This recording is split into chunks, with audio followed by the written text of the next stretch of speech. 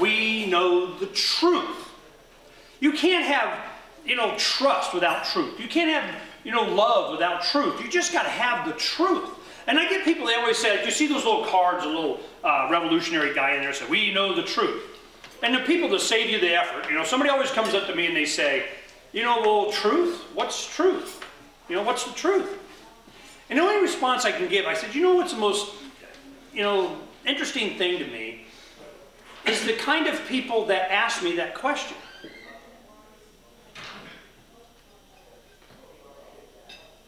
What? No, it's just the kind of people that ask me that question. And I walk off. Because every single time, somebody will go, truth, what's the truth? To me, it's real simple. Not lies. I mean, un-BS. I mean, what is it?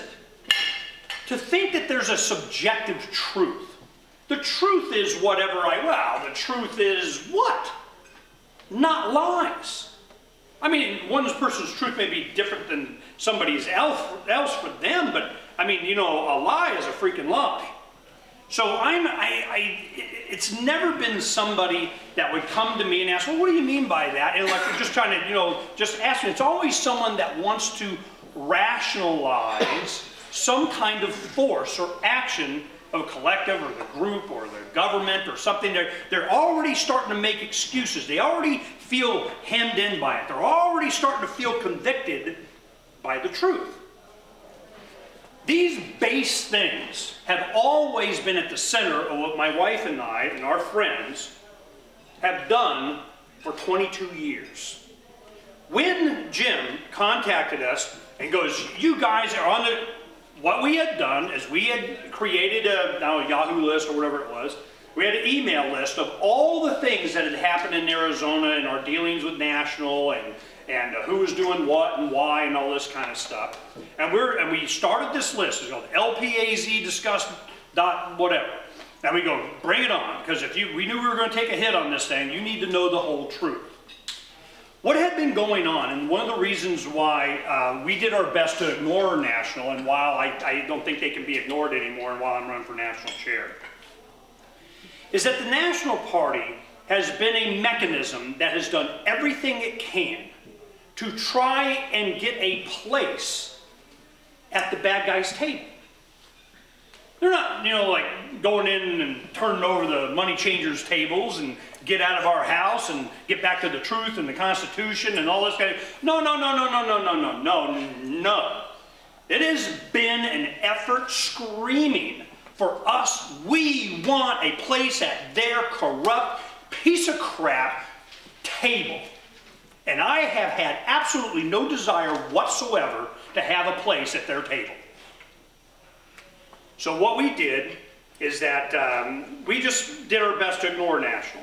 We didn't want to be part of the United membership program to where somebody would join your party, we put all these papers out and so on, and what happens?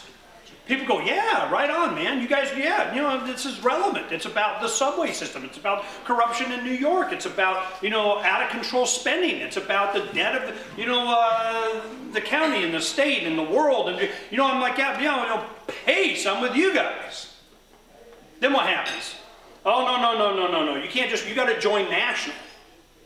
You join National, and then you're a member of the National Party, and then they send us a cut.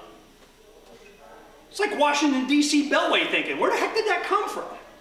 In Arizona, we said, no, we don't want to do that. Look, they can join whatever, we're Arizona. We're all good. We'll just take our cut up front, and you guys can do what you want. We'll encourage them and whatever. But, no, we're not taking a check from National from people in Arizona. Not going to happen. Oh, National didn't like that. So there was a group in Tucson that they supported to try and take over. And finally, it came down in 2000 where National they filed suit. National sends a letter saying, we are affiliating with these guys. We want them to win. We want them to be in charge. We want them to get control. We want them to, because they'll do what we want to do.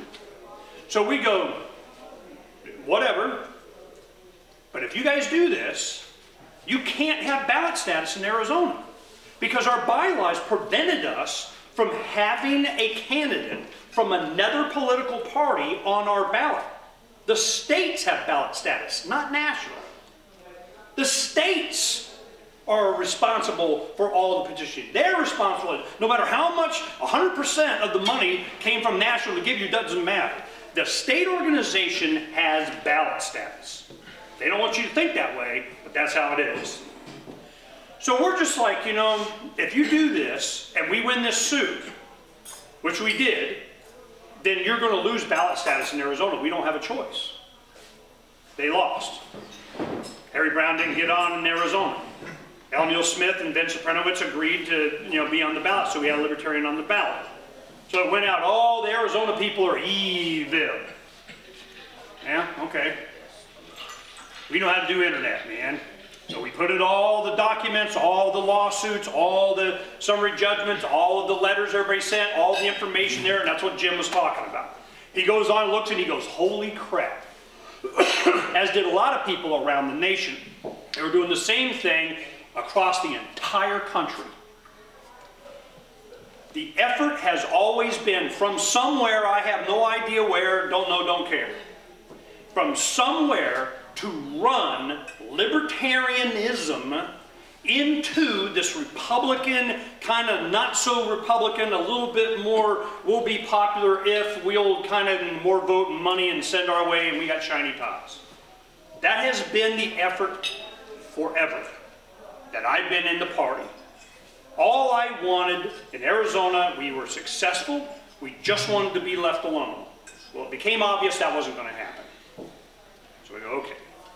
2004 comes around, the Libertarian Party National starts talking about, you know, war is okay a little bit.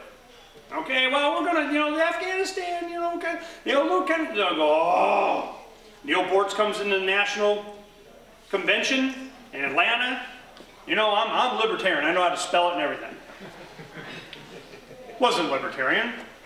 So what I do, I ran for national chairman and I brought Charles Goyette with me that lost his job from Clear Channel because he refused to support the war. He's doing okay now. He just authored the Dollar Meltdown. It's now translated into Chinese and Korean, and he just sold the six-figure retainer rights for his second book. So this is, you know, this libertarianism thing is coming. It's marching. It's not going away. So what we wanted to do is make it clear that, look, there's some libertarian activists out here that are definitely anti-war. Can the Libertarian Party, do we have to be the third war party? Can we be anti-war? Where'd the anti-war movement go? It was all Obama. And it went away. Obama gets elected, we're going into Pakistan, Yemen, 30,000 more in Afghanistan. You know, threats and war and bombs and missiles and more remote control airplane, robot kind of, you know, yeehaw. Shock and awe from a joystick. So I'm going, you know, this is, you know, where's the anti-war movement? Labor Day weekend, that Saturday, we're having a big we do the thing called the Freedom Summit. You know, Dr. Paul's spoken at 3 of them. A lot of guys, you know, Lou Rockwell, Bumper Hornberger, Walter Block, Harry Brown, you know, Boston Tea Party, I mean, just on and on and on. We have, every year we have, you know, great lineup. But what happens is we go, you know, we're going to take that. We're working with antiwar.com right now. Labor Day weekend in Phoenix, we're doing a big anti-war peace rally. And it's going to be a big summit. The reason is because I know what's going to happen. I guarantee you there's going to be more war. There's going to be more expansion. There's going to be a threat of Iran. There's going to be blah, blah, blah, blah, blah, because that's how they survive. Think about it. When have we not been at war? And who's been consistent on this? Libertarian philosophy. Until recently. You have 70-something% of the people going, you know, I vote war sucks. What happens? You know, where's the anti-war movement? Do we have to have it just in the Libertarian Party? Good. Right here. Love, not war. All right? That's what we're going to be working on. So the thing is I'm going, all right, so let's think about it. It's going to be right before the election.